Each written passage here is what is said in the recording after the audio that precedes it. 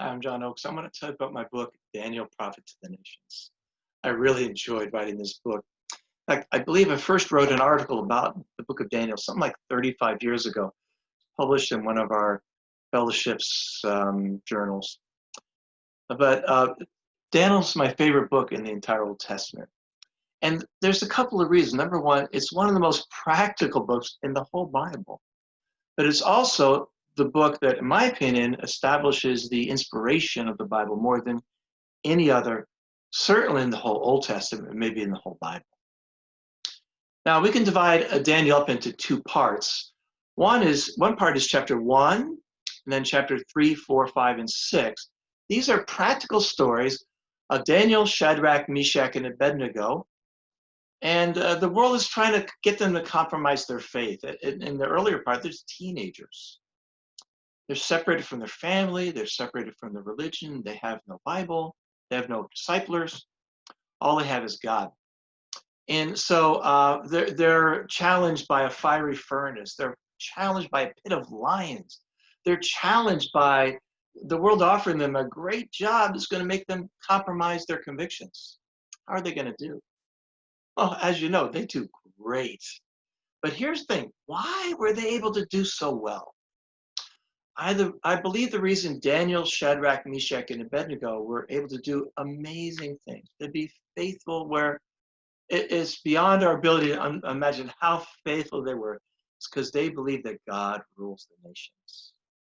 And there's where the title comes from, Daniel, Prophet to the Nations. They understood that whatever the circumstances are going around them, that God is in control. That's why Shadrach, Meshach, and Abednego could look Nebuchadnezzar in the face and say, we are not going to submit to your God, because our God is able to save us. So those chapters are just practical stories for us of how to be faithful. But then chapters 2 and 7 through 12, seemingly very different kind of material, but as you'll see when you read this book closely, here are the visions of the future. Here, Daniel sees into the future with incredible precision, of the greatest detail, proven beyond any doubt the Bible is certainly inspired by God. We'll see in Daniel 7 where Daniel prophesies Domitian and incredibly precise details about his attacking of the church and the kind of character he had, written almost 700 years before Domitian even ruled. In Daniel 8, you see prophecies, again, great detail about Alexander the Great and the Greek empires, and specifically about Antiochus Epiphanes, who brought about the greatest persecution of the Jews right up to the time of, I believe, of the Nazis. All prophesied. Daniel 9, prophesying the coming of Jesus to Jerusalem in 30 AD.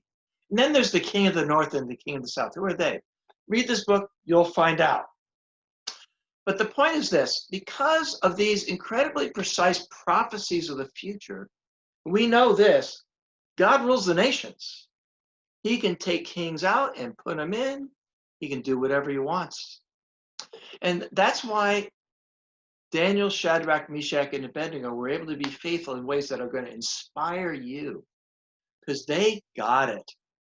They understood that God rules the nations. So here's the question. Do you want to live a faithful life of a disciple, trusting in God? Well, then imitate the faith of Daniel, Shadrach, Meshach, and Abednego.